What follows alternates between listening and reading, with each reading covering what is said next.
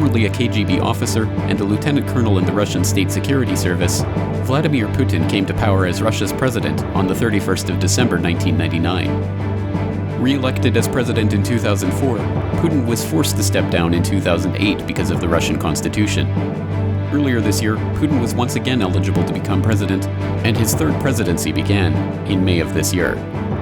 Now, political analyst Eric Draitser joins us to break down the strategic ramifications and the geopolitical outlook of Putin's third term in office.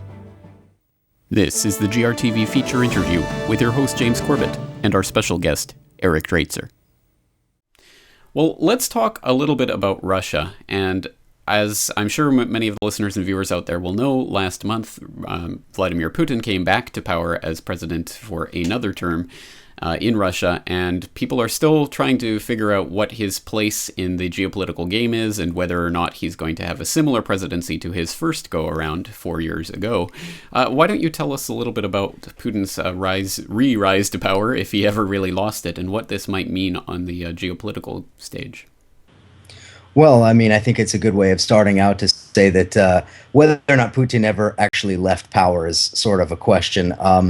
Many saw Medvedev as Putin's puppet, though I think that that's a little bit simplistic. Medvedev and Putin, certainly Medvedev is a protege of Putin, but Medvedev comes from a slightly different background. His background was through Gazprom, through the state oil and gas community, I suppose you could say, whereas Putin comes directly out of the KGB intelligence network. So that in and of itself distinguished a difference between them. However, I think it would be fair to say that Medvedev took a lot of advice and or diktats from Putin.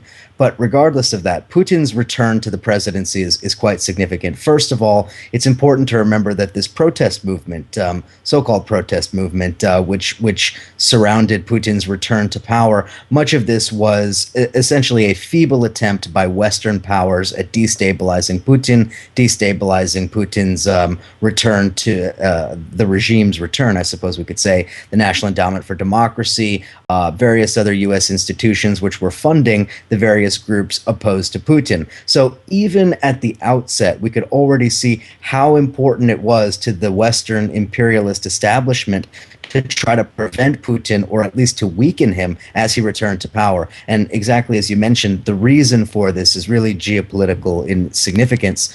Putin, in terms of his national policies, is, I think, less interesting to the Western powers. But what Putin represents to them is a block to their interests everywhere from Syria to South Asia to the Pacific Ocean.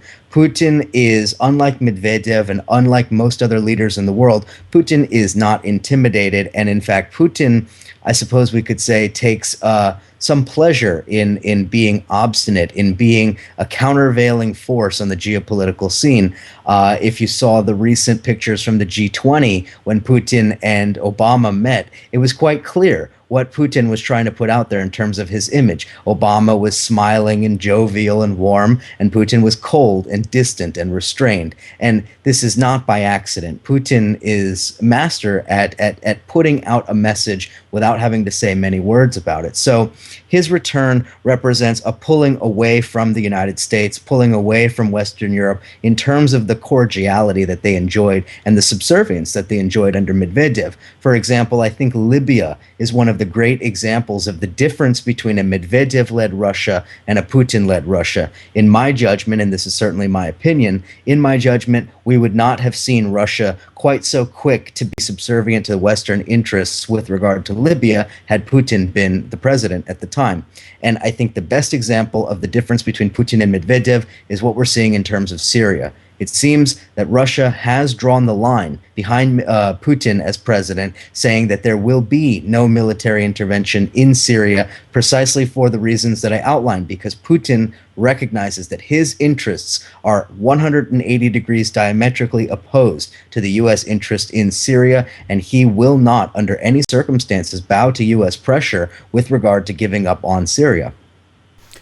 Well, many important points to pick up from there. So let's tackle the issue that you brought up of the spontaneous protest movement, or the way that it's being portrayed. Of course, this is what the media is trying to frame pretty much every story about Putin and Russia these days, to basically highlight is the protests that have taken place in Moscow and other places supposedly against Putin's reign. Well, for example, last week, Reuters came out with a story quoting the first Deputy Prime Minister Igor Shuvalov, who said that protest in Russia is now the new norm, and that they're going to have to adjust to this idea of opposition making itself heard and felt on the streets of Moscow and St. Petersburg, etc.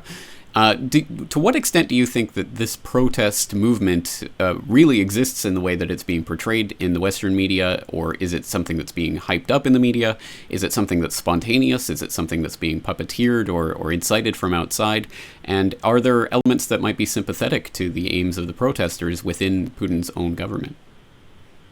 Well, that's I think a multifaceted question there. I think that it certainly is true that there is a protest. I wouldn't even necessarily call it a movement, but there are sympathies that exist in Russia, and certainly many of them do come out of legitimate grievances. However, what I pointed out to anybody who asks me about this topic is there is no coherent program for the protesters. They have no specific demands, nothing economic, nothing even really political beyond these vague notions of what they call transparency or anti-corruption, or whatever the watchword or the buzzword of that week might be. And this is something that falls in line with what we've seen over the course of the last 10 to 15 years of the color revolutions, right? That the color revolutions, the uniting principle is never an economic demand. The uniting principle is always crusading against some perceived evil that exists within the country, whether it was the Yanukovych government in the Ukraine, whether it was the government in Iran in 2009, or in the form of Putin today.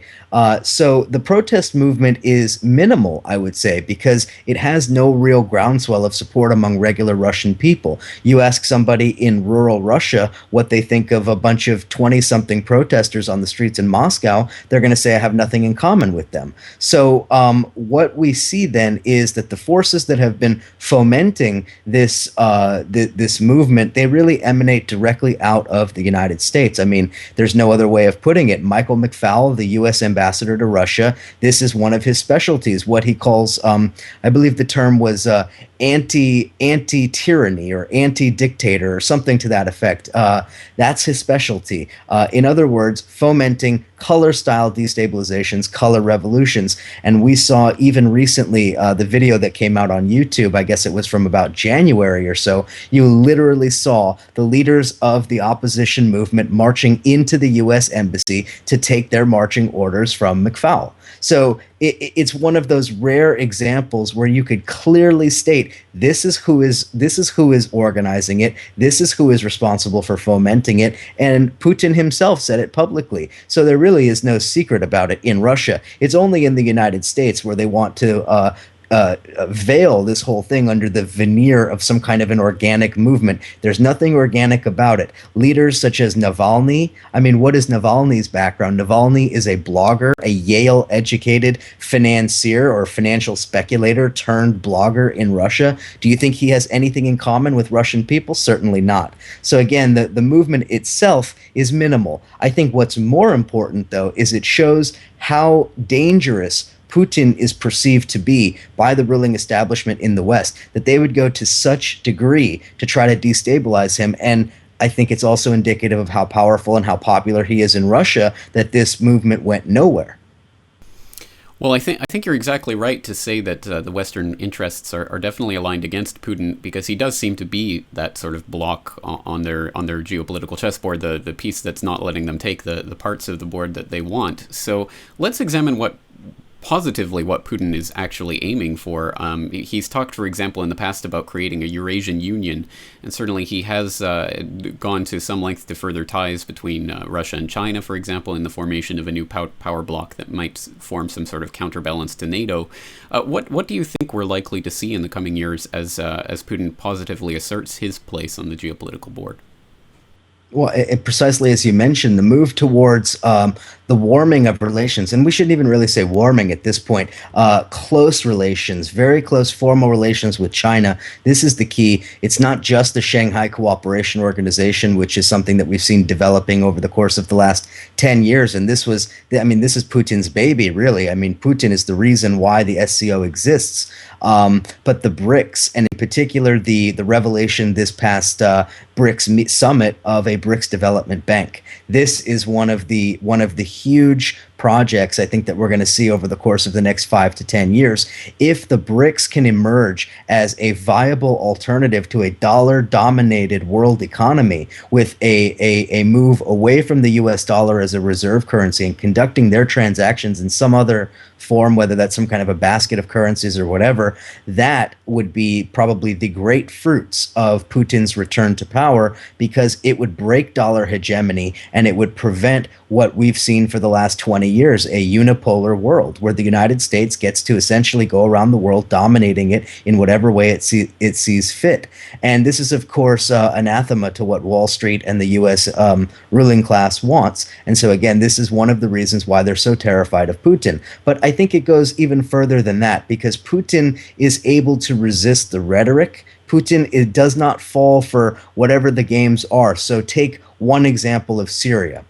Putin sees all of this pressure coming towards him, right? This pressure from Obama, pressure from Clinton and Cameron and even Hollande and Merkel and all of the rest of them at the G20. And what does he do? He turns around and says, well, what do you got for me on the anti-ballistic missiles? What have you got for me on the various other issues that he has with the United States? So he's ready to play the game of geopolitics. And this is something that the ruling establishment does not want, because their bargaining position is very, very weak, while the Russians are quite strong. It is true that Russia has very severe problems internally, economic problems. They're a very one-dimensional economy, very petrodollar based, which prevents them from developing in the way that they need to. But that being said, Putin represents the return of a strong and powerful Russia. And as you mentioned, the Eurasian Union, the BRICS, the Shanghai Cooperation Organization, what is the one thing that ties them all together? Putin.